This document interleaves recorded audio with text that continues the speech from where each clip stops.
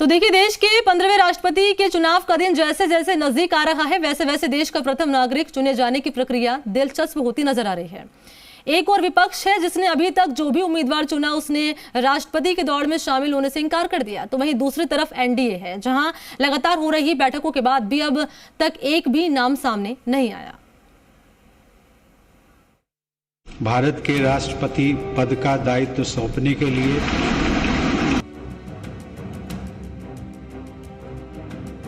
भारत का राष्ट्रपति यानी देश का प्रथम नागरिक पद जितना गौरवशाली, उसका चुनाव उतना ही पेचीदा। देश के 14वें राष्ट्रपति रामनाथ कोविंद का कार्यकाल अगले महीने खत्म हो रहा है और इस कार्यकाल के खत्म होने से पहले ही देश के 15वें राष्ट्रपति के चुनाव की प्रक्रिया शुरू हो गई है। चुनाव की तारीखों का ऐलान पहले ही किया जा चुका है। ऐसे में एनडीए और यूपीए अपने उम्मीदवारों के नाम को लेकर तैयारी शुरू कर चुके हैं। बात सबसे पहले विपक्ष की, जहां अब तक 3 नेताओं को देश का प्रथम नागरिक बनने का ऑफर दिया गया है, लेकिन तीनों ने ही राष्ट्रपति पद के लिए दिलचस्पी नहीं दिखाई।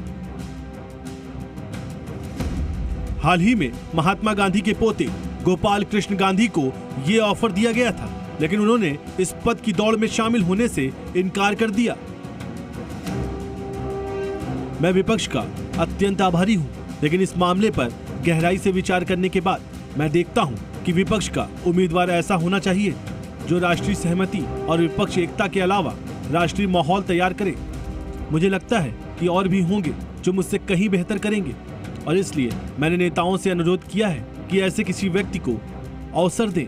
भारत को ऐसा राष्ट्रपति मिले जिसकी अध्यक्षता राजाजी सी राजागोपालाचारी ने अंतिम गवर्नर जनरल के रूप में की और जिसका उद्घाटन डॉक्टर राजेंद्र प्रसाद ने हमारे पहले राष्ट्रपति के रूप में किया।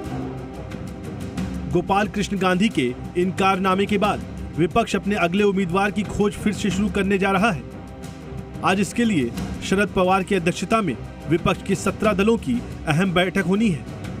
बैठक में शरद पवार ने एआईएमआईएम अध्यक्ष असदुद्दीन ओवैसी को भी न्योता दिया है। महात्मा गांधी के पोते गोपाल कृष्ण गांधी पहला नाम नहीं है जिन्होंने विपक्ष के ऑफर को मना किया है।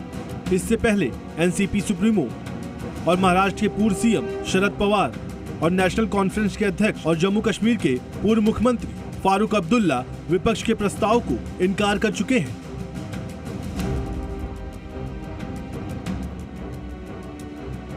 अगले राष्ट्रपति के चुनाव के लिए सिर्फ विपक्ष ही नहीं बल्कि सत्ताधारी एनडीए भी जी तोड़ कोशिश कर रहा है।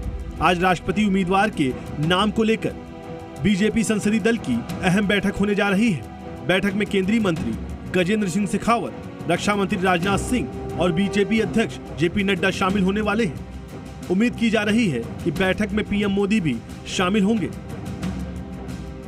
एनडीए अभी तक अपने पहले उम्मीदवार के नाम पर मंथन ही कर रहा है, जबकि यूपीए यानी विपक्ष के प्रस्ताव को एक के बाद एक 3 नेता नकार चुके हैं। राष्ट्रपति चुनाव के नामांकन की आखिरी तारीख को अब 8 दिन और रह गए हैं। ऐसे में पूरी उम्मीद है कि इस हफ्ते ही अगले राष्ट्रपति के उम्मीदवार का नाम घोषित कर दिया जाएगा।